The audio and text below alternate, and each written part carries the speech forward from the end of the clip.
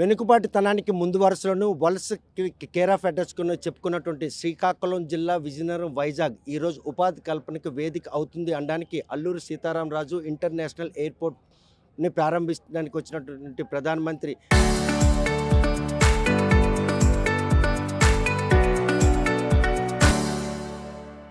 ఈ సభకు వచ్చినటువంటి ఇచ్చాపురం ఎమ్మెల్యే బెందాల హనుమంతు ఉన్నారు. చూస్తే కనుక శ్రీకాకుళం పేరు చెప్పిన విజయనగరం పేరు చెప్పిన ఒక చిన్న చూపు, ఆ చిన్న చూపు ఆవేదన నుండి మనం బయట పడ్డట్టేనా? ఖచ్చితంగా ఈరోజు చాలా సంతోషకరమైనటువంటి దినం. ఈరోజు మన రాష్ట్రంలో ఈరోజు ముఖ్యంగా వెనకబడినటువంటి ఉత్తరాంధ్ర ప్రాంతంలో ఒక ఎయిర్పోర్ట్ని పూర్తి స్థాయిలో నిర్మించుకుని దాన్ని ఈరోజు ప్రారంభోత్సవం చేసుకోగలగడం అనేది చిన్న విషయం కాదు.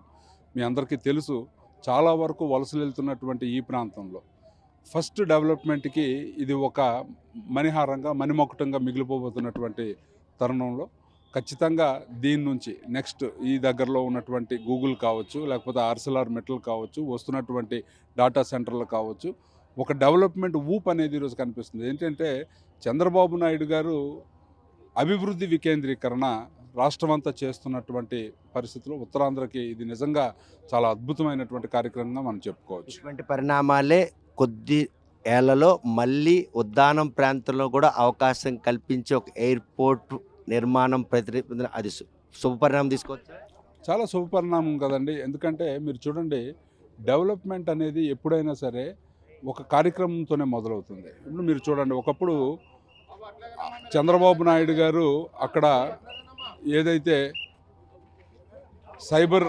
సైబరాబాద్ అనే ఒక సిటీని నిర్మించక ముందు హైదరాబాద్ పరిస్థితి ఏంటి, సైబరాబాద్ నిర్మించిన తర్వాత ఈరోజు అక్కడ ఉన్నటువంటి డెవలప్మెంట్ పరిస్థితి ఏంటి, అలా ఈరోజు ఎయిర్పోర్ట్స్ అనేవి ఎక్కువగా రావడం, కనెక్టివిటీ పెరగడం, ఆటోమేటిక్గా అన్ని రకాలైనటువంటి బిజినెస్లు కూడా పెరిగి ఈరోజు ఏదైతే పలాసలో ఒక ఎయిర్పోర్ట్ నిర్మించే కార్యక్రమం కూడా చేస్తున్నారో ఖచ్చితంగా అదే కానీ జరిగితే 100% ఉద్దాన ప్రాంతం కూడా డెవలప్ చేయడానికి మంచి అవకాశాలు మనకు. ఇప్పటికే మూలపేట పోర్ట్ నిర్మాణం శరవేగంగా పూర్తయిపోయింది. దాని ప్రారంభోత్సవానికి కూడా ప్రధానమంత్రి వచ్చే అవకాశాలు ఉన్నాయంట, నిజమేనా? ఖచ్చితంగా కదండి. ఈరోజు ఏదైతే మూలపేట పోర్ట్ కావచ్చు, లేకపోతే రేపు జరగబోతున్నటువంటి అన్ని డెవలప్మెంటల్ యాక్టివిటీస్ కూడా మోడీ గారి చేతుల మీద మనం చేసుకుంటున్నటువంటి ప్రతిసారి కూడా మన రాష్ట్రానికి అనేక రకమైనటువంటి పెట్టుబడులు తీసుకురావడానికి మార్గం సుమంగం అవుతుంది. ఈరోజు కూటమిలో మేము కూడా భాగస్వాములుగా ఉన్నాం. సో ఖచ్చితంగా చంద్రబాబు నాయుడు గారి దార్శనికతతో మరిన్ని అభివృద్ధి కార్యక్రమాలు చేసుకోవడానికి అన్ని రకాల అవకాశాలు కూడా ఉన్నాయి. డబుల్ ఇంజిన్ సర్కార్ మార్క్ ఆంధ్రప్రదేశ్ ముఖ చిత్రాన్ని మార్చేందుకు దోహదపడిందంటే ఈ 2 ఏళ్ల పాలన తార్కాణం. 100% తార్కాణం కదా. ఈరోజు మీరు చూడండి, లాస్ట్ 5 years అన్ని పెద్ద పెద్ద కంపెనీలన్నీ కూడా మరి ఆంధ్రప్రదేశ్లో పెట్టుబడి పెట్టము అని చెప్పి ఆంధ్రప్రదేశ్ బ్రాండ్ ఇమేజే దెబ్బతిన్నటువంటి పరిస్థితి. మళ్ళీ చంద్రబాబు నాయుడు గారు, పవన్ కళ్యాణ్ గారు, లోకేష్ అన్న గారు ఈరోజు ఎన్ని దేశాలు తిరుగుతున్నారు, ఎన్ని పెట్టుబడులు తీసుకొని వస్తున్నారు. సో ఈరోజు మోడీ గారి సహకారంతో మన రాష్ట్రంలో జరుగుతున్నటువంటి అభివృద్ధి, బయట నుంచి వస్తున్నటువంటి పెట్టుబడులు, మళ్ళీ బ్రాండ్ ఇమేజ్ ఆఫ్ ఆంధ్రప్రదేశ్ మళ్ళీ డెవలప్ అయింది. ఖచ్చితంగా ఈ 5 సంవత్సరాల్లోనే అద్భుతమైనటువంటి మార్పును మనందరం కూడా చూడబోతున్నాం. ఇన్వెస్టర్ రావాలంటేనే ఆంధ్రప్రదేశ్ వైపు భయపడే పరిస్థితి, కానీ ఈ 2 ఏళ్ళలో వాళ్ళందరినీ ఆకర్షితులు కావడం వెనక ఎటువంటి కృషి ఫలించింది?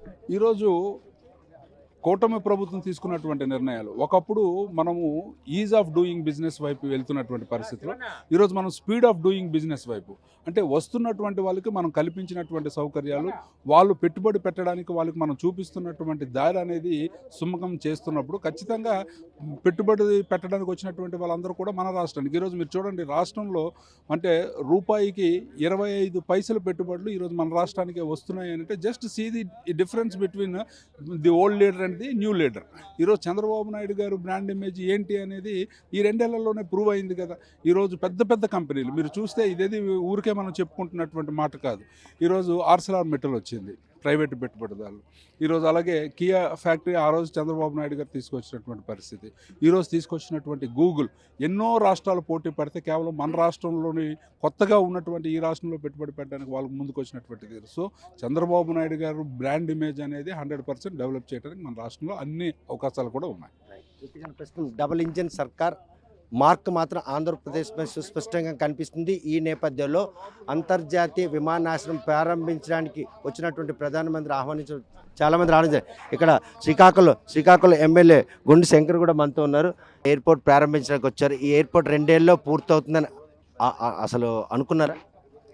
ఎందుకు అనుకోలేదు. కూటమి ప్రభుత్వం వచ్చిన వెంటనే మన ప్రాంతం, మన అదృష్టం, పౌర విమానయాన శాఖ మార్చులు మన ముద్దుబిడ్డ కింజరాపు రామ్మోహన్ నాయుడు గారు నిత్యం పర్యవేక్షిస్తూ, గౌరవ ముఖ్యమంత్రి వారి నారా చంద్రబాబు నాయుడు గారు, ఉప ముఖ్యమంత్రి పవన్ కళ్యాణ్ గారు, అలాగే మన మానవ వనరుల శాఖ మంత్రి లోకేష్ అన్న గారి సహకారంతో, వాళ్ళందరి తోడ్పాటుతో గౌరవ ప్రధానమంత్రి వద్ద రెగ్యులర్గా పరిశీలి చేస్తూ 15 రోజులకు ఒకసారి రామ్మోహన్ నాయుడు గారు విశాఖపట్నం, శ్రీకాకుళం వచ్చిన ప్రతిసారి ఇక్కడికి వచ్చి ఇన్ని చేసి ఎంత బాధలు పడి డే అండ్ నైట్ కష్టపడి 24 నెలల్లో 80% పూర్తి చేసుకొని, దానికి ఎడిషనల్గా యూనివర్సిటీ, అలాగే ఇక్కడ ట్రైనింగ్ సెంటరు ఇన్ని కట్టించి చేస్తే ఈ గొడ్డల పార్టీ నాయకులు క్రెడిట్ చోరీ పాల్పడడానికి దొంగ నాటకాలు ఆడి మా ఉత్తరాంధ్రకే ఒక పొడుగు లాల్చీలు వేసుకొని నంగనాచి మాట్లాడిన నాయకులు ఉన్నారు, ఒక 3-4.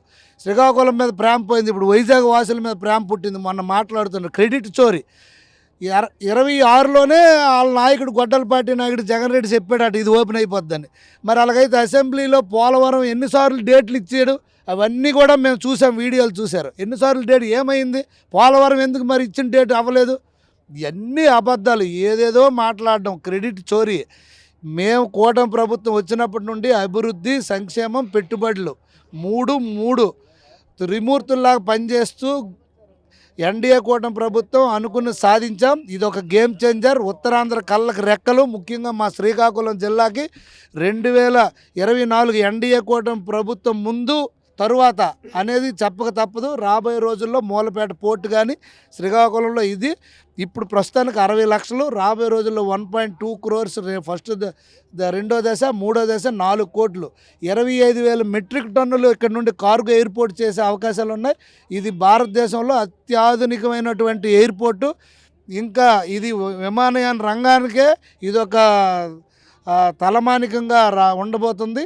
వలసల నివారణకుతో పాటు ఉపాధి కల్పనకు ఉత్తరాంధ్ర వేదిక అయ్యే రోజులు దగ్గరలో ఉన్నాయి. 100% దగ్గరలో కదా, ఇప్పుడు ఆల్రెడీ వచ్చేసింది.